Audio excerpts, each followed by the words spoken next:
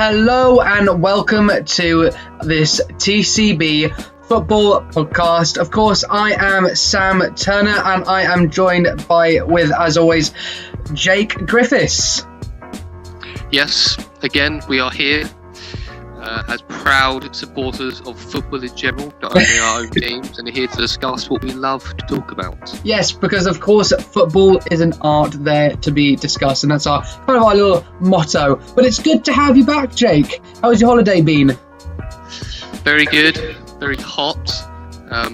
Did manage to get out a League One review or two. Obviously, priorities, got to keep on going with that as much as I can do. But no, it's good to be back with the main football podcast. We're missing talking about the big name, the big signing, what's been happening. Exactly. Of course, you would have seen his predictions and you would have seen mine, so you can go check that out. But it's good to have you back in person, giving your opinions. And today we'll be talking a bit about Mourinho at Manchester United. We'll be talking about Cardiff and their chances of Premier League survival. We'll also touching on Tottenham and their new stadium. So let's get straight into it, and we'll start by talking about Mourinho at Manchester United. Of course, Mourinho with Man United lost their second game against Brighton 3-2 on Sunday, and people are saying now that potentially he should get the sack because he's had a poor kind of pre-season with lots of kind of debacles surrounding the club and him falling out with Pogba, and now this happening, losing to Brighton and only in the game of the season. Do you think this is right to be calling for his head already? I think it's too early to be calling for his head, definitely for sure for that. I think any manager, you've got to give some sort of time, even one of this sort of like magnitude and background. You know, he's so big and everyone's heard of Mourinho. And I think for any manager to be talking about sacking this early is a bit silly, but I do think there is a serious problem that needs to be addressed at United, because we saw little bits of it last season, although they were very successful. We can't account that. You know, they did very well in the league, didn't do too well in the cup competitions, as in sort of like European things like that. You know, they weren't in the Champions League, but no, it was a better season than they had before. But we had seen touches of where it hadn't quite gone right.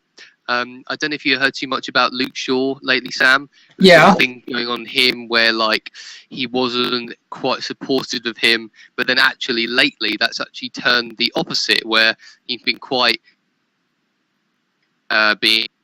praising him a lot, and it's actually seemed to turn around. So we still see some elements of success, of good managerial skills. So it's not all completely doom and gloom, but especially as soon as it's starting to crumble a little bit, and then they get that big loss yesterday against Brighton, losing 3-2, wasn't great. Pogba was a big headline in that. He did score a penalty, but he had a very, very poor game. But I saw the interview afterwards. You know, he said that he knew he had a poor game. You know, it does happen to players. It is a very normal thing to happen. But he did mention a couple of things about how he didn't feel they were prepared as Brighton were. And he was sort of hinting a little bit about Mourinho and sort of putting him under the bus in a way. Sort of maybe I know he addressed his issues, but he did sort of slightly divert it and go, well, you know what? Actually, we weren't even that prepared going into it. We were very prepared. You know, they were saying they attacked us at the right time, things like that. And it seemed like he didn't feel so prepared, or maybe he was speaking for the team and they didn't feel so great. So yeah, it's definitely an issue. And it needs to be addressed. Something needs to happen, but I would say it's too early for we looking at Mourinho being sacked. Yeah, definitely. And just to pick up on what you said about Pogba saying that he didn't feel prepared, that's really odd for me hearing, because not that I don't believe him, but I've heard stories about Mourinho kind of predicting matches before they happened. I think when he was at Porto, one of the players at Porto, remember him saying that in a derby, I think it was against Lisbon, that they'll get the man sent off after going 1-0 up, but they'll still win it 2-1. And lo and behold, that happened in the match. But I'm quite surprised to hear that. But then again, I'm not, because he just doesn't look happy there, Mourinho. Ever since his second spell at Chelsea, you don't really see his true talent and his passion for the game. It's just kind of gone away from him. And as you said about like the Pogba incident and kind of his this season at Man United already, he hasn't put a foot down and kind of stamped his authority on the club. He's just kind of taking everything as it comes. He's like, oh, the media, yeah, okay, that's okay. Oh, Pogba, yeah, I'll deal with it. But he's not going out and saying like, Pogba is a Manchester United player. I am Manchester United manager, and I want the best for this club, and that's Pogba being here. Kind of just there's nothing to him at the moment, and that's really sad to see. And I know he won the treble in this first season. When I say the treble, I mean the Europa League, Carling Cup, and Community Shield. I was imagining. But it was a treble all the same, and I don't know what's got into his head. He just seems sad, and I don't like to see sad Mourinho. No, it seems like you were saying earlier when that second spell at Chelsea, where he just sort of, you know, when you have that typical Mourinho interview, you know, when he says something cheeky, a bit out of the blue, make people laugh, you know, and he shows he's enjoying it and things like that. And he's such a good manager. Like, we can't take away how much he's done for clubs over the years. Yeah, just like Inter, winning the Serie A with Inter, winning with Real Madrid, winning with Porto, the Champions League and the Europa League. It's just his list of honours goes on, and it's, as he pointed out, he used to make jokes in media conferences, not kind of making snidey remarks and making it hard for journalists. But what can you do there? Yeah, it's not gone as well as he would have liked it to go. I think because I remember when he signed, everyone sort of bigged it up as a massive thing. It could be so successful and so good, and it definitely was. For the first season, an improvement on the last, but we all expected that, and we knew it would take a little bit of time. And everyone was saying, you know, the second season, whereas Mourinho gets it, where he does so well.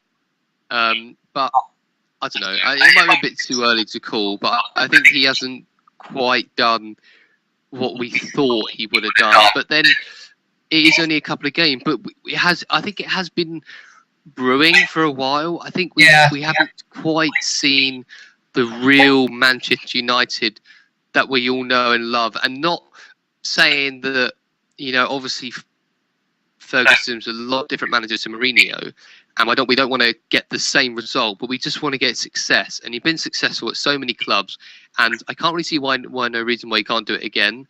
He's now probably got the most money he's ever got. He's got the most fan base he can ever have.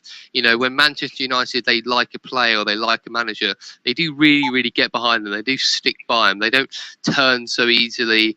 You know, he's got a good bunch of fans that haven't had too great of a last 2 seasons. So he's got the opportunity to sort of go forward and really, really drive and do well. And it's disappointing to see, obviously, on his behalf, he's a bit upset. But I think some of the players, when I see them play, obviously they are passionate and they love the club, but I'm not really seeing those players who are like out and out United players. Like, I thought when the likes of Luke Shaw came to the club, you know, as an Englishman as well, playing his own country, I thought, and his next step in his career, I thought, you know what, he could really grasp it. He could be sort of not on the same level, but have that sort of passion that sort of Paul Scholes did and Gary Neville and people like that who really love the club. But it seems like we've lost most of the players. After Rooney left as well, it seemed like he was the last real one. Yeah, and I see what you mean. The whole team is a team of players sometimes. I think, especially when Carrick left and Rooney left, they've lost their spine, and it's hard to see where the leadership comes from in that team now. I mean, or you could say Pogba and De Gea, but they're not mature, experienced players. The only one I can think of maybe is like Mata and Fellaini, and even then, they weren't born leaders. There's a lack of leadership potentially in the squad, and maybe it's not Mourinho's fault. But then again, Mourinho should be getting players in that can fill that role, or be keeping players like Carrick just for leadership roles, if that makes any sense. No, I know what you mean. I think obviously it's not all doom and gloom, not going to get relegated or anything. But when you talk about success, and in every team in a good spine. So we look at City winning the league last year. They had a very good spine. They had a solid defence. They had at least one world-class player sort of running through each position and area. and they had a really good backbone, really good depth, things like that. And the players look passionate. They look like they work together. When they celebrate, they all come together. Guardiola done so well there, and it just seemed like Mourinho got the potential to do that. Because if you look at Manchester City, there are, yes, some sort of English players in there who have been playing in the Premier a long time, but there's a lot of foreign players, and all these foreign players come from completely different clubs at completely different times, but they've all come together, and they all look like really good mates, and that team have been building for a while. Aguero has been there a very long time, Otamendi's been there a couple of seasons now. Company still there. Silva. They've been building it over time, and like you're saying as well, Silva, where he's been, I think, 2010 he moved to City or something crazy I saw the other day. And over time they've added well, and it seems like in Manchester United they sort of just gone, oh dear, we didn't win the league last year, splash out loads of cash and buy him. By Di Maria, by Pogba, by Exactly. It's a bit lazy almost in the transfer window. To be honest, with United, they're not finding players that fit them. They're just like, oh, he's good, let's sign him because he's done well. Not kind of going, actually, I know he didn't have a great season, but there's a lot of potential in our team for him, and he can grow into the shirt, if that makes any sense. Yeah, and they haven't, I don't know, it just seems like they haven't, like you're saying, haven't been in the market and transfer window, haven't been tactical. They thought, you know what, we need more goals, and just gone, all right, we need a new striker.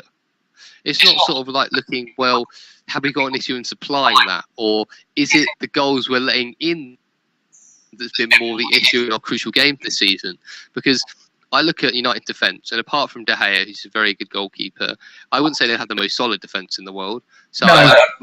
I presume, this is just from my memory, they still play sort of Bailly, and then maybe Lindelof or Jones or Smalling, one of them in the other centre-back role, and then they have probably Luke Shaw at left-back, and then Valencia right-back. Like, it's not like amazing. Premier League winning. I mean, there's a lot of good talent in there, and I think, as we said earlier about leadership, all they need is one of those centre-backs to be a good, mature 29, 30-year-old centre-back like the likes of Cahill or Vincent Kompany, and I can see that whole team changing with that kind of player in there.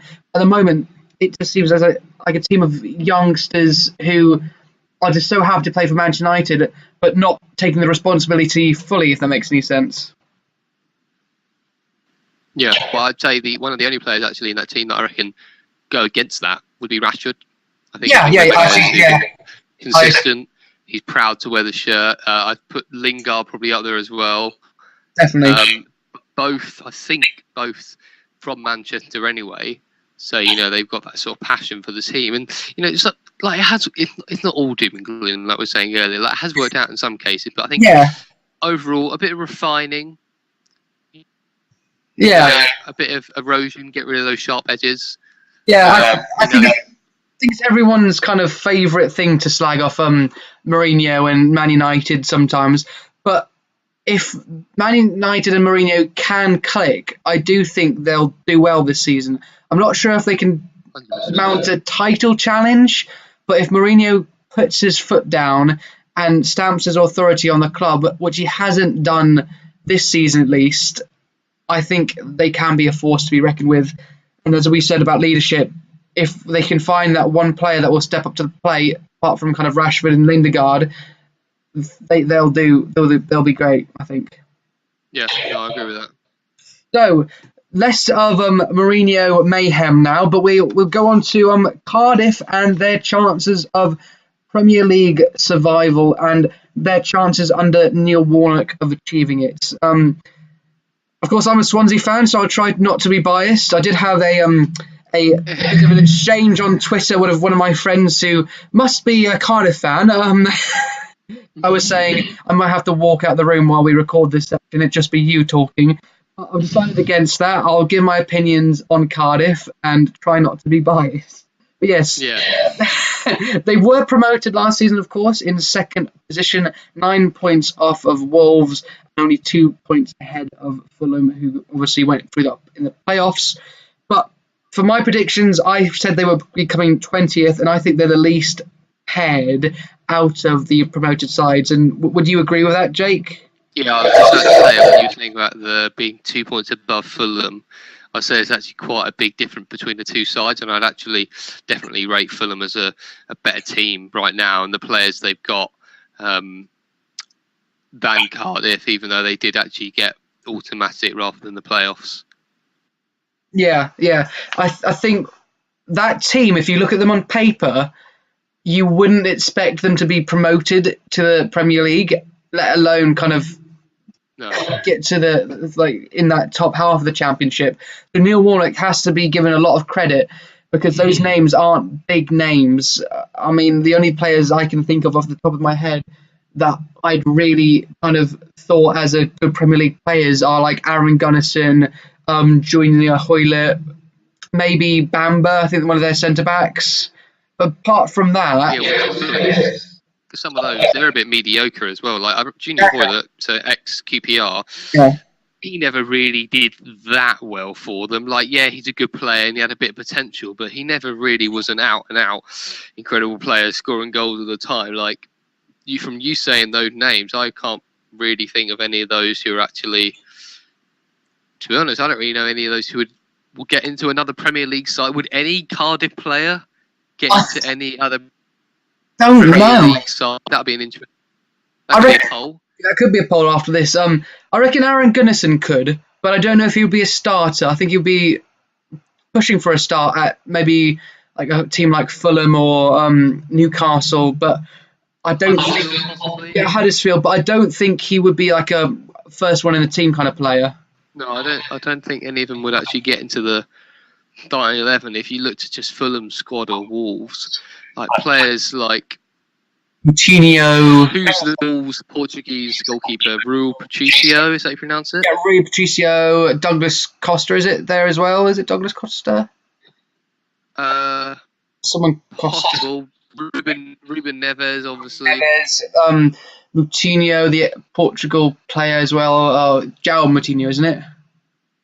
Yeah, that's him. And you got like Tom Kearney for Fulham, Sessegnon, Schürrle. Just decent players, and like when you think of that, you think like, you know, these players could do some damage. They've got the potential and they've got ability. Obviously, the players are going to come from somewhere, even the ones we don't quite know, but it just doesn't look too promising. I'm going to be honest, I don't know who Cardiff have played so far. I don't know their results in terms of the Premier League. Would you remind us? Yes, I can remind you. They lost on the opening day to Bournemouth 2-0 in a match they could have won, but because of Bournemouth's Premier League experience and they prevailed, obviously. But then they did get a lucky draw against Newcastle somewhat because they did concede a penalty in the dying minutes, which Kennedy, who probably had one of the worst games of his life, missed. It was 0-0 in the end. And actually, they are the only promoted side to have picked up a point at the moment. So we've got to give a bit of praise for that. And on that point, though we've been talking about how like the negatives of Cardiff being in the Premier League and how they might not do so well, they do look very dogged, and under Neil Warnock they will play a very direct style of play. And as they don't have the wealth of kind of players, they might get something out of the games purely by playing a way that they know best, and that can cause an upset to Premier League teams who don't face a kind of direct style week in, week out, because even the likes of Crystal Palace, who play direct, don't play as direct as Cardiff play. And I just wanted to know whether you think that their direct style of play can work in the Premier League, and if their doggedness and kind of teamwork and ethic can go far and actually maybe alleviate any kind of signs that they don't have the quality of player. Yeah, well, I definitely think, not in terms of players, but in terms of tactics, they definitely got the ability to go up. So you're talking about sort of direct football. Instantly, I think of Stoke. Yeah. They talk about sort of togetherness and gritness, things like that. And I think of Burnley. And I think they're two examples of how a team with maybe not the best players in the world, but certainly the fight, determination, and tactics of how they're going to play has certainly led them to success in the Premier League over the last 5 years or so. So it definitely is proven to work. Obviously, we've seen it slightly upset some of the big teams here and there, but I would say in an equal amount of how the other teams upset the big teams as well. I wouldn't say it's down to the way they play, but when you're looking against sort of the bottom half of the table, so who Burnley and Stoke would have come up against and beaten and been above, there's a lot of teams, because when I say Burnley and Stoke, they're normally the ones who are just outside sort of the top six, so to speak. So it certainly has worked against the lower league, lower place sides in the Prem. Yeah. So I think there's definitely potential there. We've seen it work. Whether Neil Warnock can get that will be interesting to see. Obviously, he's had experience around that end of the Premier League a lot of. So with Crystal Palace, it's a good manager to have there. Can he work a way of doing that? I'm not sure, but it'd be definitely kind of interesting to see. Has he got the players to work it? I think it's more of, when we think of Cardiff, we think of half-decent manager, a decent style of play that has been effective in the Premier League. Have they actually got the players to do it? Yeah, get it working and get it going? Because I did do a bit of research beforehand, and I did work out that they did spend about 27 million, which is quite a lot of money for a Premier League promoted club, and more than the likes of, I think, Crystal Palace spent. But I was looking at the kind of the names that they signed, and there wasn't a lot of proven talent in there, at least in the Premier League. I think their striker Bobby Reed from Bristol City had an okay scoring record in the Championship. He was one of their big signings. Of course, they signed Harry Arter as well. He was actually a very good signing for me, and I think he would do well for them. Other than that, it looked like they were bringing in quantity of players. Like, there was quite a lot of signings for like 2 million, 3 million, but there was not a lot of quality apart from Harry Arter. If that makes any sense. Yeah, well, I think they're going to be adding a lot of depth to the side, to the sounds of it. So possibly that was a struggle last season, maybe injuries or in terms of rotating players. But I think definitely when you go up to the Prem and you do invest money, you do invest a lot of money, like they're investing more than Palace, obviously a Premier League team already. You would have thought, they're going to get a couple of players in who are proven Premier League players who've done it, and then maybe venture out outside of the Prem and risk a little bit, but get a player who is exciting, maybe not in the Prem, but someone who's going to be different, and could be something that defenders or attackers, whatever position it is, may not be able to handle or cope with, or just it's okay to still venture out. We don't always have to go with Premier League proven, but you've definitely got to get some. Then you can allow for others to come in. So it's always good to have a nice balance of both. Yeah, exactly. Yeah, like you said, it seems like they haven't quite done that. Like Harry Arter, proven in the Prem, but not exactly, a top player. Like, a half-decent midfielder, English, but not quite got any sort of international appearances or anything like that. But I think he's Irish, actually. I think he might have played for Ireland. Yeah. Before. I'm completely wrong and shocked then. I always thought he was English. Yeah, I think he's had a few caps for Ireland in the end. Wow. But yeah, I see what you mean. Don't worry. But yeah, I think I get what you see, and I think they're not a balanced side. They're a lot of good Championship players that, if they perform that well, they'll do well in the Premier League.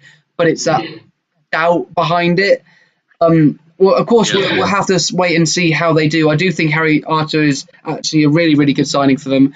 But I would have liked to see maybe another Harry Arter-like signing for them to see if they could stay up. But I'm still not sure, even though we've kind of had this conversation about if they can get the direct football working.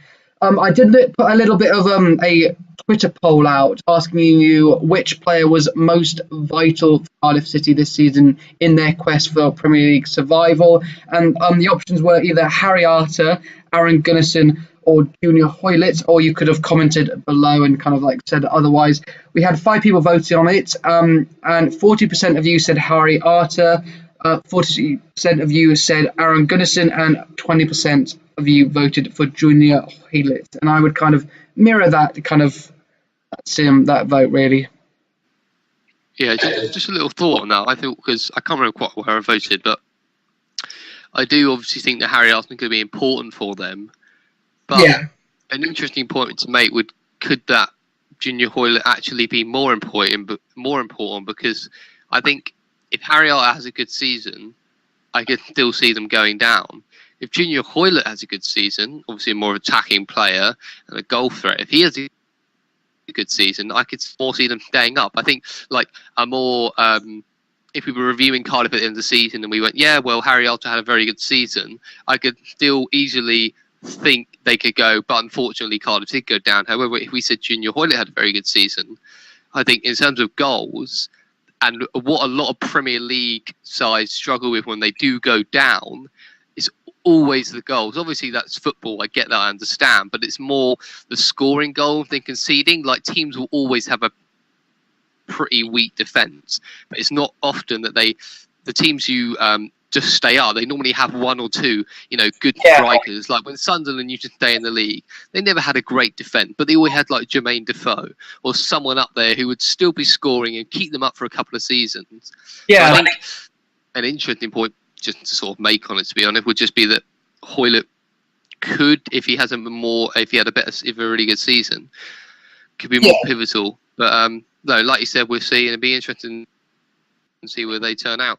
Yeah, definitely. And just quickly on that point before we move on to our last topic, watching Swansea last year, and assuming it's like that for other teams, I think that you don't normally get outclassed as a relegated team unless you're Derby, of course, who only got 9 points. But normally what happens is you have games where you feel like, oh, well, we can win this. We've had a really good start. We've made some chances.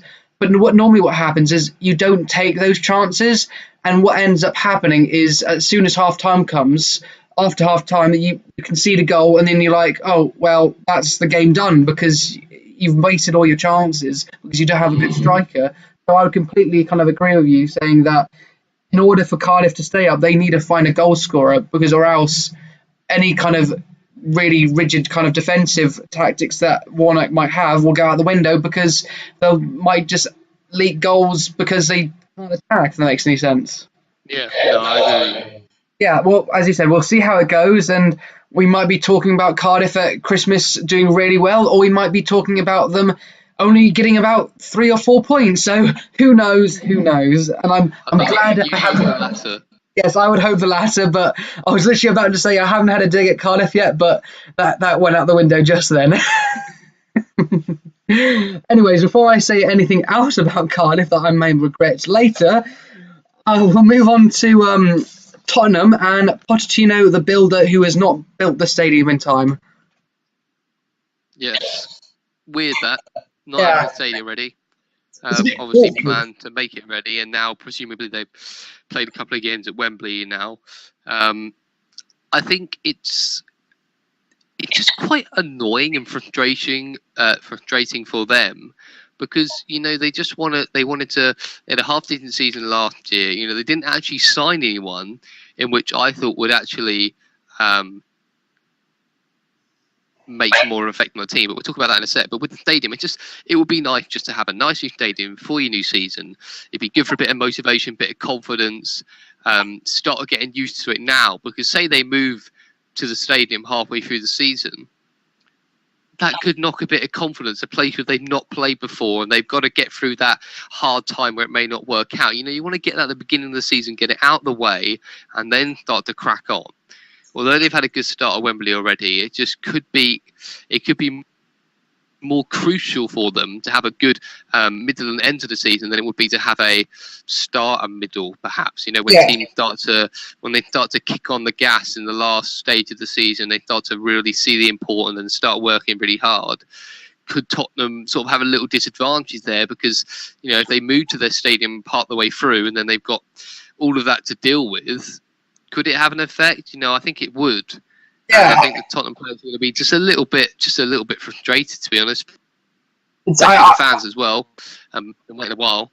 Yeah, exactly. I think if I was a fan of Tottenham, I'd be thinking, wait, we had about a year and a half of kind of being at Wembley, and you're still not ready. I'd be a bit frustrated. Of course, I'd be still excited for the new stadium. But on that note about Tottenham maybe struggling midway through the season with their new move to the stadium being delayed, I would agree with you, because though they know Wembley now, it will benefit them in the short term, a lot of those players went to the World Cup, and a lot of those players went deep into the World Cup, especially the England players like Kane, Dele Alli, Trippier, and they're going to be tired. And especially, I know we're going to be talking about no signings a bit later, but they don't have a lot of backup, so they're going to be playing games thick and fast in the Premier League, in the Carling Cup, in the FA Cup, in the Champions League, and this is going to be relentless.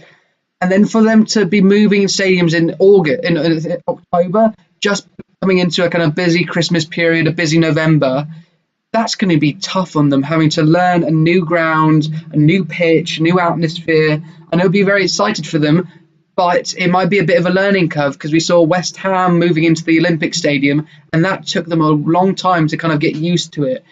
And they're probably still getting used to it now.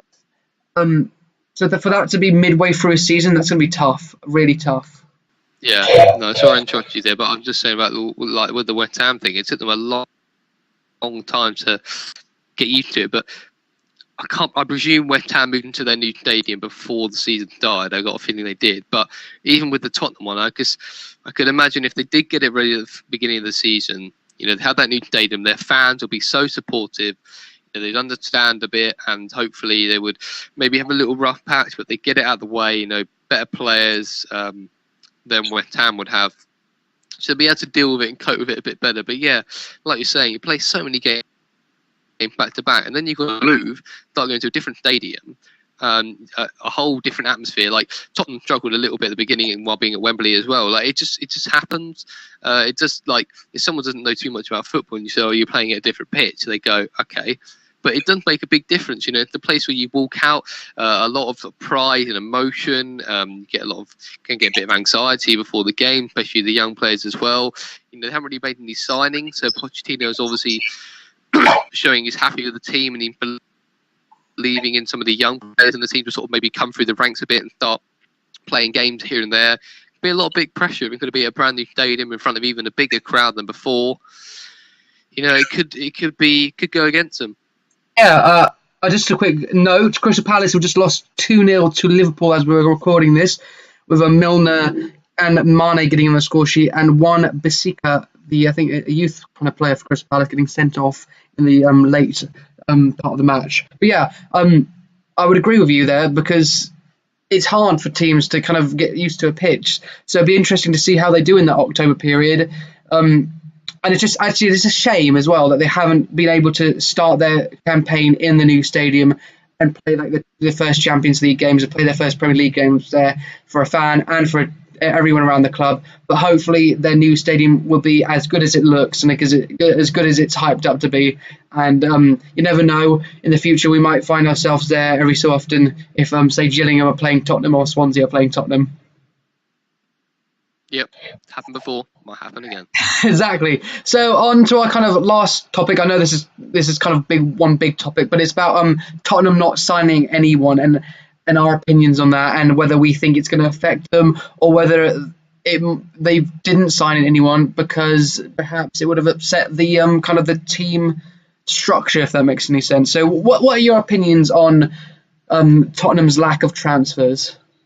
Yeah, well, I think I've got a lot of sort of mini opinions. Like I touched on it earlier. I think because, I think you can always look at it as the way of, you know, they've got a good team. They are building a structure. They, like you said, they've been building for quite a while now, bringing in players here and then when they can. and they are progressing. And it would be nice for them just to slowly build and maybe just sort of going on a cruise moment where sort of they just get to with players they're happy with, do well, see what it takes. Maybe they weren't really sure who to buy. Yeah. Maybe they didn't want to. They bought sort of snap buy, didn't they? They sort of brought a purchase here and there, and it was none of them were that clear. It wasn't like, oh, we lost our striker, let's buy a new one. Like Tottenham seem fairly well rounded, to be honest. Like I don't think there's too many areas you think. Well, I can't really think of one area you think 100% got to get a new player there. The only thing I can think of possibly central midfield, but even there they've got some decent players like Dyer and Dembele. But then also we look at the other side. We look at it as well. When has that ever worked before? Whenever, for example, a team wins the league, pundits always say, and you always hear it at the time, they've got to invest, they've got to buy. You can't just settle, even though they might have been the best in the league. You've got to buy more, and you've got to go again. Yeah, we saw the likes of City doing that. Yeah, because you can't take your foot off the gas. Sorry for interrupting you there. Yeah, you can't take your foot off the gas, or else other teams will pounce, basically. Yeah, you've got to keep going and continue. Like it's not just one season, oh that's over, let's do it again the next. You've just got to keep going. Like you're just still building and building, and you're aiming towards even greater things every time. So it's interesting, and I sort of said about it earlier about maybe the young players.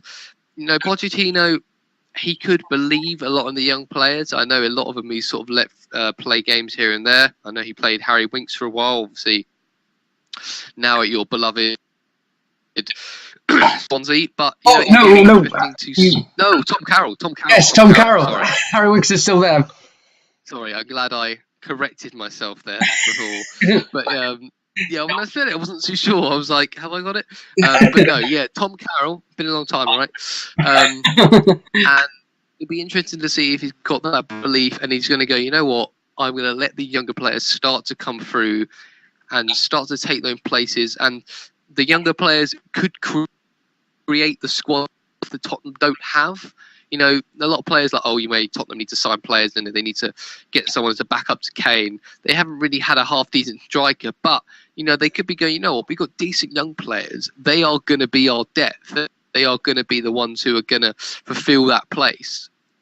Yeah. If we need it, if the player get injured or something. So, personally, I don't think it's going to work out when they want. Like, on my prediction thing, I believe I said they had a half-decent season, but good players. But I think it's not going to work out as well as they wanted. And as we said before about them playing so many games and the new stadium going against them, I think this is going to be another little thing that's going to just put them at a little bit of a disadvantage. Yeah, I would agree, because though I would actually agree with you on, I think, an earlier point about Manchester United. We're first going to jump at Manchester United for maybe having a bit of a rash football transfer policy with bringing in players willy-nilly, but then we have a go at Tottenham for not bringing any. We got to be a bit consistent, haven't we, sometimes? But I think they do have a really nice, well-rounded squad at the moment, with the likes of in the midfield, of course, Winks, Dembele, Dyer, and then the centre-back positions. They've got so many good talents and a lot of players with not a lot of attitude, if that makes any sense. A well-rounded personality in the dressing room, obviously, as well. And maybe they didn't want to upset that. But then on the other hand, I do agree with you, they're not wanting to upset that. But do you want a player every year that is going to take you that one step further? And I think they do need that kind of player, because though Kane is scoring, do they need a backup for him? Because I can't even think of who would be a backup. I don't know if Janssen's left fully now, because of course he was on loan last season, I think, in Turkey. But who do you go from there after Kane? And what if Kane gets injured? And I would hate that to happen, not only for Tottenham, but for England and for the Premier League. And I'm wondering what would happen if Tottenham were to lose a player like that. Yeah, no, it'd be so important and crucial, and you'd have just at that moment you want a backup. Obviously, you're saying about, we've got to be consistent with what we say about, well, you're buying too many players, and they're like, well, you haven't bought any. So sort of go with that. I think there needs a bit of balance. Like, you look at Tottenham last season. Very good season, did really well, didn't win a trophy. Their next stage, they want to win a trophy. That's what they want. So obviously they've got to improve their squad. So in terms of Tottenham's aim, I think they should have been, we need to buy players. A player or two of a decent quality, not some sort of backup or okay player. Obviously you can buy them as well, but they need to spend money, buy out and get a decent player who could up the quality and get them better and get them into the cup competitions. When we just sort of flashback a little to Manchester United, they had an okay team, but we talked about them sort of losing their spine a bit. That was a great opportunity for them to buy someone who's going to fit in that spine and is going to do the job that they need. Likewise with Tottenham, both need different job doing. Manchester United, they went a bit overboard. They bought too many players, spent too much money. Tottenham have done the complete opposite of that, but not quite achieved their goal. And I just think they're both going to see the negative impact of that, because look at likes of Liverpool, I think they've invested really, really well, and they've done well to get the players they want. And they've got players they need, not just players, oh, we want him, he does well. They've got, you know what, in midfield, we're not that strong. They only had, like, I don't know, it was Milner last season, Henderson, Chan. they had Chan and Wijnaldum. Not great players, all okay, but this season they've gone in with Keita and Fabinho, is it? Yeah, Fabinho, yeah. And now obviously they play Milner most of the time. You know, they've got the quality and they've got what they need, and it suits their style, and the players interlock well. I watched the game of Liverpool on TV the other day, and I saw Keita linking in so well, feeding through the passes, doing exactly what the strikers want. There's three of them, Salah, Firmino and Mane. They're all hungry for goals, all want to be assisted, and he's the perfect man to do that. He's playing in balls all the time. I think they're going to do really, really well this season, and that team's title-winning team. It's just so unfortunate for them that they got such an amazing team as well with Manchester City, both at the same time, that they're not going to, I don't think personally they're going to get it this year, but you know, they've invested well, and I think Tottenham and Manchester United this season haven't done what they need to do to better the team and push and start winning more trophies and start being more successful at the club. So it's unfortunate for both. Obviously, just our opinions, or my opinion, could completely change. We could be completely wrong. But personally, I think it's not been the best transfer window, shall we say, for them both. No, exactly. And I think just to finally kind of round it up, I think Liverpool and Tottenham were kind of on a par last season in performance in the Premier League, at least.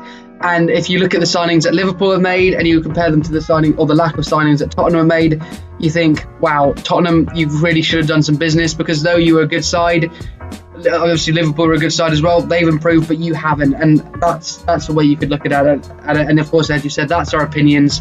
You of course can have your own opinions, and we could be completely wrong, but that's kind of what we think on the matter of Tottenham at the moment. Of course, we both think they're going to have a good season all the same, because of course they've got some tremendous talents, but I'd be right in saying we both don't see them in any way improving on their last Premier League season, and maybe they will go far in a cup, but we're not quite sure.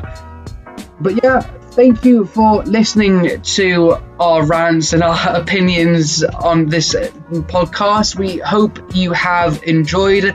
Of course, it depends if you're listening on the iTunes or YouTube. You can check out us on both of them if you want. Why don't you watch us twice? But yes, we're on iTunes, and we're on Spreaker, and we're on YouTube.